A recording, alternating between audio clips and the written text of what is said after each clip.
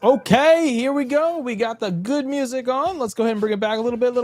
There we go. Very, very good. All right, so here's what this video is about. This video is specifically about Trump's plans to change the work requirements for Social Security disability benefits. Now, that sounds scary right up front, and I don't want you to be alarmed.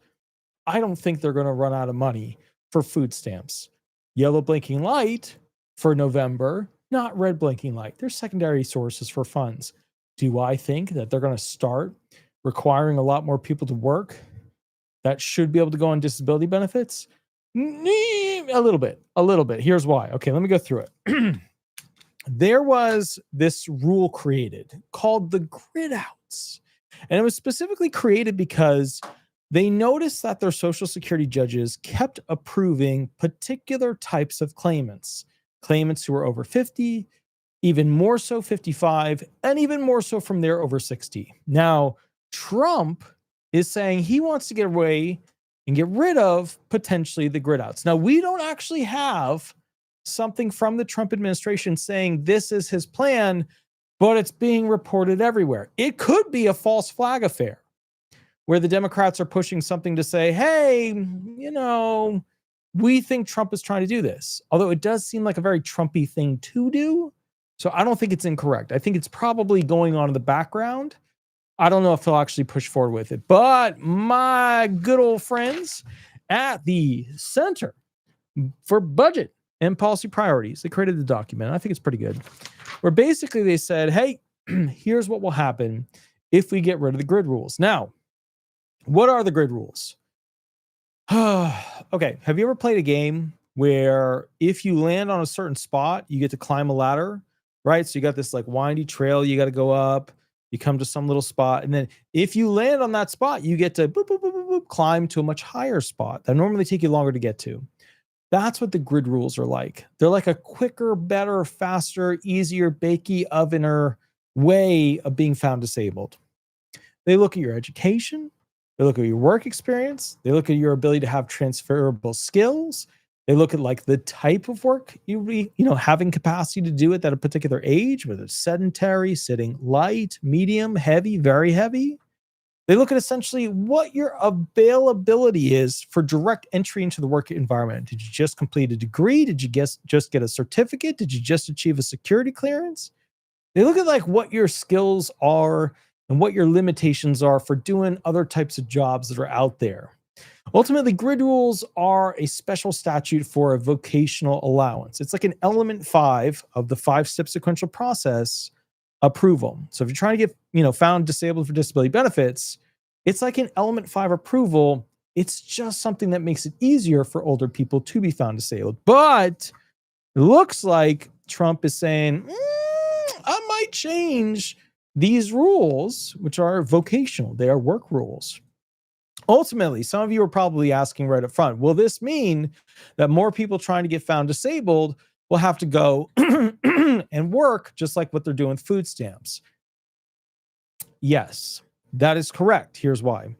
If he gets rid of the grid rules, then those people who would have been found disabled won't be found disabled, and probably a good chunk of them will have to go back to work to be able to afford to live and exist. Ironically, because the food stamps will require them to work to be able to get food.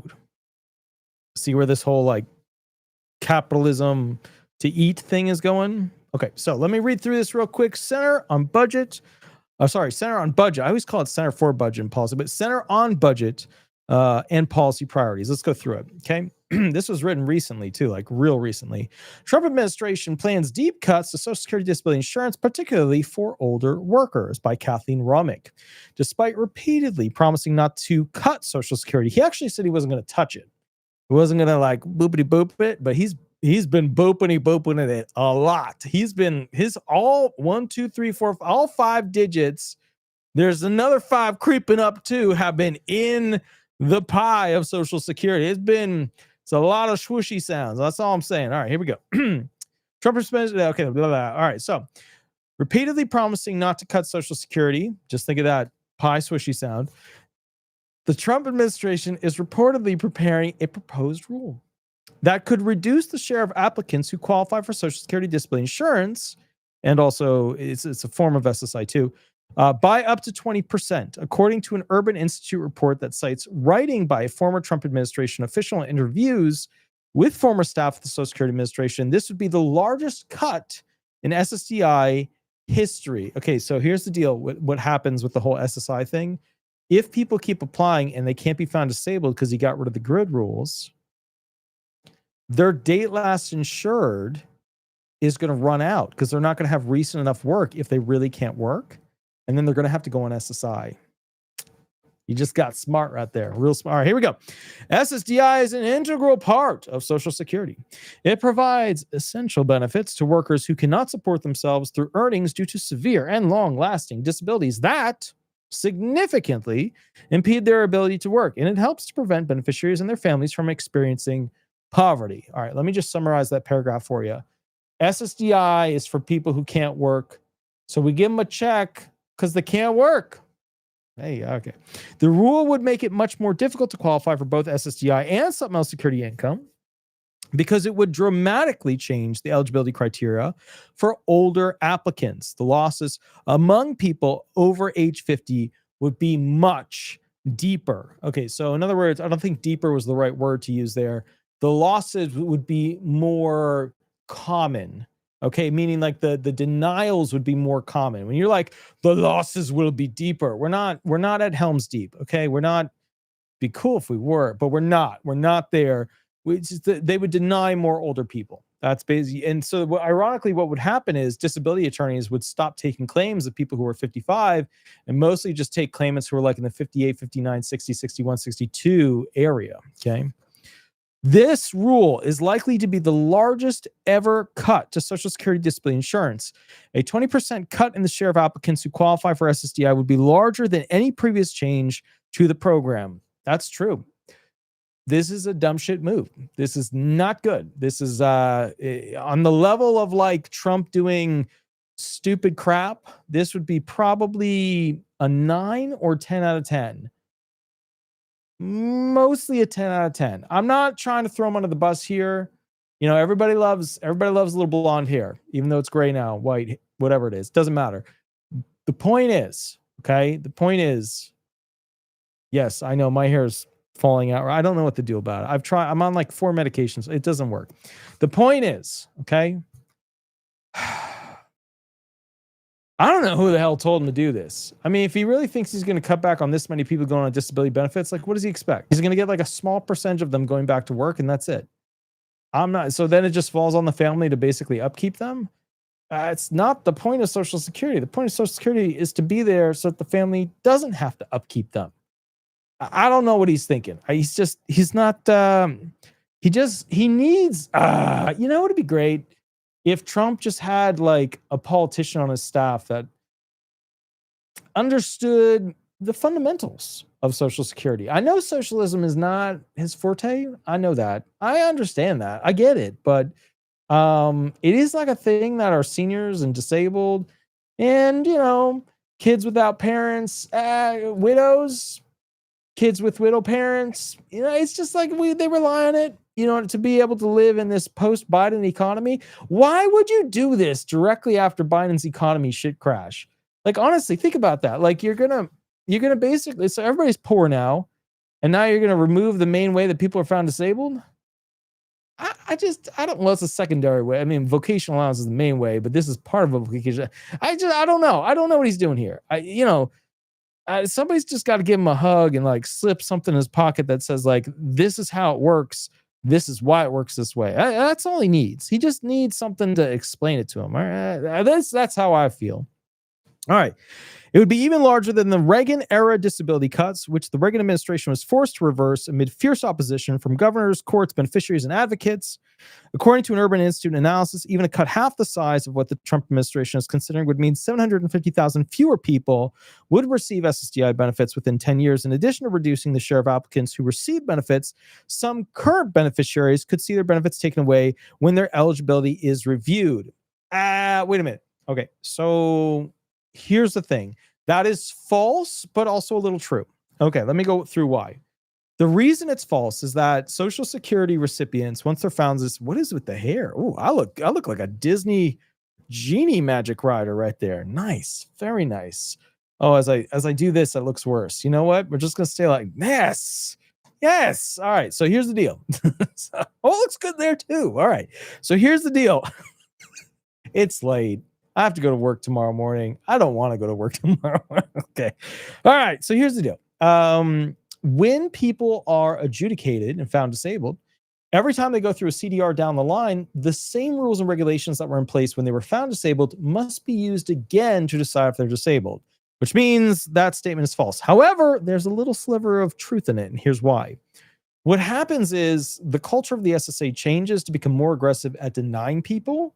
And so even though the rules are supportive of disability from back in the day, if their record shows any improvement, which is easy, you just go to any therapy group and they're like, look at what we've done, insurance, keep paying us to see the person. Then they will use that evidence to say slight improvement, blah, blah, blah, blah, blah. And then the culture will force the denial. So it's not true, but there's a little sliver of truth in there as a result of it. All right, let's keep rocking and rolling. The rule would particularly hurt. Okay. Older workers, of course, because the 50-year-old plusers are going to be hit with this thing. Like the rest of Social Security, SSDI serves largely older people. Nearly 80% of disabled workers are age 50 or older. SSDI benefits, and that's because of the grid rules. SSDI benefits provide vital support to people whose careers are cut short by severe medical impairments. The rule is expected to target older applicants already determined to have significant medical impairments by discounting the barriers they face due to their age and continuing to do substantial work.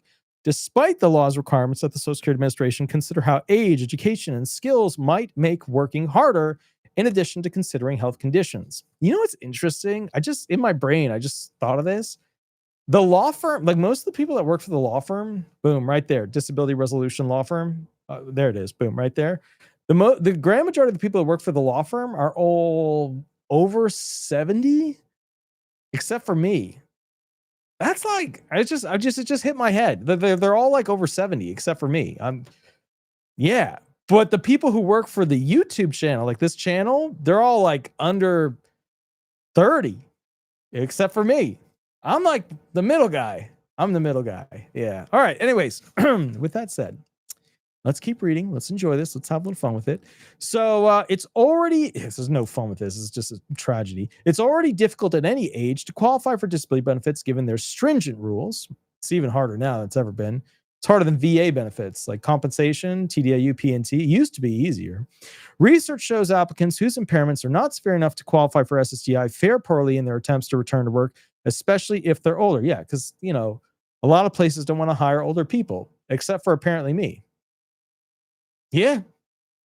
I honestly, the law firm it works really well with older employees. It just works better. They're just very analytical, detailed people. And but they're not good for YouTube. I will say that the level of shenanigans they would have to put up with the YouTube comments, they would not succeed with that. Rejecting more older applicants will cause more hardship for people who would be eligible for benefits under the existing rules. The rule will likely cause disproportionate harm to people living in the South and Appalachia. I just love saying that word, Appalachia. Licha. Give it a little Spanish, a little Latino inflection. Appalachia. I just love that. I love Hawaiian names and Appalachia. All right, here we go. So somebody's going to be like, you're saying it wrong. I know that. Okay. Some states have a higher share. I don't know why I gave it a Latino twist. It just felt right. It felt good. All right, here we go. Some states have a higher share of people receiving disability benefits, particularly those with more older workers with fewer years of formal education who are more likely to have worked in physical jobs like manufacturing or mining. Just say Louisiana. You don't need the sentence. Just say, okay. More older workers, fewer years of formal education, more likely to have worked in physical jobs like mining or manufacturing. Just say Louisiana. Just say it. You don't have to give me a whole sentence and bullet point. Just Louisiana. All right, there you go. That is true of many southern and Appalachian states. as well as Maine and the Rust Belt states of Michigan, Ohio, and Pennsylvania. The proposed rule drafted during the first Trump administration would reportedly change the way SSA considers education as well as age. Because residents of these states are on average older and less educated, these changes will hit them doubly hard. Yeah, all right, so they got a little map here. Check it out. All right, so here's what you need to know. If you are a blue-collar worker, right, obviously the states where they're like more colored in, right, you see how they're like darker there? Those states right there are more likely to be affected. Why? That is because, wait, where's Kentucky on here? I'm not going to start shit tonight, all right? We are going to behave. You and I are going to behave about Kentucky and the way they live their life. All right. Kentucky is on here, thank God. And it is. Oh my goodness. Let's settle it down. Let's settle it with Monday is coming around the corner. We need to pretend to be professional. Kentucky, just so you know, it's that one. It's that one. It's the long one. It's like a little, you know, it's like a door. What are those things called where you put it under a door and it kind of like holds the door? It's a door stopper. That's what Kentucky looks like. All right. So the point is Kentucky, obviously high percentage, right? Yeah. Arkansas, Mississippi, Alabama. Yeah. Maine. Sure. Yeah. Okay, cool. All right. In addition to cutting Social Security and SSI, the rule would threaten retirement security, access to healthcare, and other supports. And they're right. Because if they can't get their SSDI, they're not going to get their Medicare. That's a very good point. I didn't actually think of that. I did not actually read this article ahead of time, to be honest with you, but I know so much about this field, it doesn't really matter. But that is a really good point. If you can't get your SSDI, you can't get your Medicare. If you can't get your SSI, you can't get your Medicaid. That's a good point, because that's like a ripple effect. You just can't get access to the benefits. That's a really, really, really good point. So real quick, hold on. Let me get this thing over here. Cyber Katie, thank you for upgrading the membership to the priority response. That is absolutely amazing. Very, very cool. So thank you. If you do have a question, please reach out. That's absolutely amazing. I super, super ultra appreciate it, which is absolutely amazing. So here's the deal. Okay. So workers who become disabled and qualify for SSDI are significantly worse off in retirement. They are poorer, experience more hardship, and have lower savings. These are all really good points. That's so true. Although they do get a higher retirement because not all the years get marked as zeros because they were on disability until they reached their FRA for SSDI, or they were on SSI. SSDI, they go to 67, SSI, they go to 62, and then they swap over to retirement if they can. But the point is, for SSDIers, they get more retirement check, but they're usually poor because they haven't been able to work as long. Okay. Although pretty much everybody's poor now. I don't know if you know this, but like everybody's poor. Like the younger generations have student loans they can't pay. The older generations, they had a good time. Some of them just, some of them bought a house for $1 and now it's worth $5 billion. So, I mean, they're doing okay. You know what I mean? All right. They would be forced to spend any retirement savings faster and claim their Social Security retirement benefits at a younger age. That's a good point. Permanently reducing their and possibly their family's monthly Social Security retirement benefits by up to 30%. That's a good point. Trump, you gotta not do this. This is a dumb shit move. Like, don't get rid of the grid rules. For hundreds of thousands of older people, this rule would create long-term financial insecurity as they age. Yeah, I thought it was a bad move before, but now that they're laying it out, I'm just like, oof, spicy, not good. This is like where you go to like one of those super, habanero extra spicy places, and for some reason they did not check the dates on the stainless steel little bubble carriers of food, and you got some bad, guppies in your, wrap, and just for 2 days. For 2 days, you're sitting it out. That's all I'm going to say about this. That was my really long-winded, shitty way of basically saying I am not in support of Trump doing this. This is a terrible, terrible idea. Okay. In addition, applicants who do not qualify for disability benefits may face significant challenges accessing healthcare. SSDI recipients typically receive Medicare 24 months after they begin to receive benefits. It's 24 months after the alleged onset date that is validated as, whether it's amended or not, by the judge who then approves them, or the DDS rep who approves them. So it's not always 24 months after they begin receiving benefits. It's 24 months from the date that they were approved that the SSA believed they were disabled within their rules and regulations. So it's not like you wait 24 months after you're found disabled. That's not correct. Okay, so SSDI recipients typically receive Medicare 24 months after they begin to receive benefits. No, 24 months after they were found disabled from the date in which they claim they were disabled that the judge approved. If someone no longer qualifies for these benefits, they won't be able to get Medicare until they turn 65. That's a really good point. I never even thought about that one. And SSI recipients receive Medicaid, so those who lose SSI benefits may also lose Medicaid, particularly in states that have not adopted the Medicaid expansion. That's another good point. I should have read this before. Most rejected applicants under the new standard will have very significant medical impairments, and many will struggle to access healthcare without those benefits, particularly after the steep Medicaid cuts in the Republican mega bill. Oh, man. Center on Budget Policy is ripping Trump on this one. They're not wrong. Woo! They are not wrong. Wow. Yeah, there's a ripple effect of terrible outcomes. I might have to write Trump a letter. I might have to write him a letter because, I mean, this would destroy getting people found disabled. Like the method we use as attorneys to get people found disabled is heavily built on using the grid rules and types of evidence that build towards an approval within the grid rules. But this is like, I didn't even think about all the ripple effect. Finally, restricting eligibility for disability benefits will make it more difficult for rejected applicants to access other key supports, such as food assistance, which has increasingly strict time limits. For most non-elderly individuals without younger children who are not receiving disability benefits, new Medicaid work requirements could also pose significant impediments to people who lose disability benefits.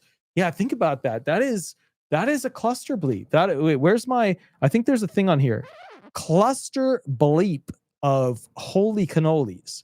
So, okay, let me give you the math on how this thing would run down. So basically somebody applies for disability benefits. They should have normally been found disabled. They weren't after waiting 3 years and going in front of a judge. Then at that point, what happens is they go ahead and try to get food stamps, but they can't because food stamps requires them to work. But they can't work because they're disabled. And so they can't get eligibility for their Medicare or Medicaid. So they end up going to the hospital for emergency treatment, get on emergency Medicaid if they would allow it, although they're not going to get the funding because Trump's trying to stop as much funding because the illegal immigrants using a lot of that funding for hospital visits. Whew! Man, this is I'm a little depressed. I'm going to need some positivity. Okay, I'm better. I'm better now. All right, so here's the deal. Let's keep rolling. This rule is the latest in a series of harmful actions by the Trump administration that threaten access to Social Security. I would agree. This year, the administration has forced SSA through a radical downsizing. Yeah, it did. That has disrupted services for the largely older and severely disabled people who rely most on the agency. Indiscriminately pushing out 7,000 workers is the largest staff cut in SSA's history. It wasn't indiscriminate, though. It was specific. It was discriminate towards specific people. Like they had specific offices, specific percentages of groups. I mean, they did go after specific. It was not indiscriminate. All right. This realignment has resulted in fewer staff serving Social Security applicants, beneficiaries, and huge cuts to staff supporting the agency's customer service mission. These cuts have been coupled with inexplicable new restrictions, some of which have already been partially rolled back. Yeah, they had to. When they came out with some of the stuff, I was like, Elon, go build another rocket, bro. We got this. For how the public can engage with the SSA for assistance, creating additional access barriers. At the same time, the administration is working to advance changes that would make it harder for hundreds of thousands of eligible people to receive and continue to receive SSI, creating additional red tape for beneficiaries and more work for depleted and overburdened SSA staff. I do not have anything from the White House or Trump that says he's actually planning on doing this. These are all statements that he's planning on doing this from people who have worked at the SSA that claimed, or staff members of the White House that claimed that this is the direction that they're going, speaking anonymously through whatever channels, usually through, Democrat channels. I do not have proof that he wants to do this. However, My brain thinks he is. Here's why. Remember in 2017 when Commissioner Saul said, okay, we're going to get rid of the balancing test for weight of evidence. So, okay, let me walk you through it real quick because this is important. One of the greatest cluster blupperies that the Trump administration did with Social Security disability was back in 2017. And that's when Commissioner Saul came out with this idea where he was like, you know what? You know, it'd be great. You know, it'd be amazing. It'd be so good. He was like, okay, here's what we're going to do. We're going to go ahead, magic fingers, and make it so that our doctors are worth the same amount of evidence as your doctors. The only difference is their doctors you see once for like 15, 20 minutes. Your doctors you've seen for a year, 5 years, 10 years, whatever. Same amount of evidence weight. So like equivalent weight. So the whole opportunity of disability attorneys to argue that your doctor should be worth more weight went away because you couldn't, because now they were equivalent in weight. And that was, in my opinion, the biggest shittery that happened in the past from the Trump administration. I really liked Commissioner, Martin O'Malley. I was a big fan of the stuff he was doing. He was figuring things out. He was publishing data we didn't have access to before. He was doing a great job. I have not seen... Okay, so we got Commissioner Frank Bisignano. He's a great guy for creating innovations and then getting them better and getting them better and getting them better. So like when it comes to like releasing AI at new heightened levels that interact with the public, you couldn't get somebody better than him. Like he's the best out there. What I'm worried about is that he's going to forget the customer service aspect of this whole thing, in that we didn't get a choice to choose what bank we wanted. We had to go with the Bank of Social Security. We were forced to go with it, and therefore we should have the advantage, but we don't. So I think, I don't know. I'm not happy with this. This is not a bueno outcome. This is a class 5 cluster bleep. I'm very worried. I need some emotional support. Now I feel a little better. So let's go ahead and do this. I do not know if he will actually do this. It does scare me a bit. I'm not happy with it. Christine Gagnon, thank you for the $5 donation. Super appreciate it. Put a little heart on there. She said many states have mandatory health ins or face penalties and fines as well. Hill-Burton Act, besides SCOTUS, criminalized homeless and affordability. Yeah, that is all very true. Very true. I mean, you should see what they're doing with the homeless in Florida right now. It's interesting. All right. So with that said, okay, I have to wake up and go to work. As you know, America's most viewed, subscribed to, clicked on Social Security Disability Attorney. I work too many hours. I guess this is the way I would put it. I have an unhealthy relationship with Social Security, but that unhealthy relationship is to your advantage. So with that said, please remember to like and subscribe. Don't be afraid to hit the like button. Not many of you have. Now, with that said, if you have Medicare or you're about to get Medicare, give these guys a call. Free tune-up on your Medicare. They can help you set you up with a really amazing plan, 339-226-6287. It's Chapter. Also, if you get a chance, head over to Google, type in Disability Resolution or Disability Resolution Law Firm, right? That's the law firm I get to make these videos under. Throw some stars up there. We always appreciate the stars on the Google page. With that said, I go live on Mondays and Thursdays to answer questions for free. And final thing, if you need a mini consultation, 30-minute or 60-minute private consultation, mini contract is below. I will catch you all a little bit later. You have a wonderful night, and we will go from there. Thank you so much. Attorney Walter Hnot. Bye-bye, everybody. Bye-bye.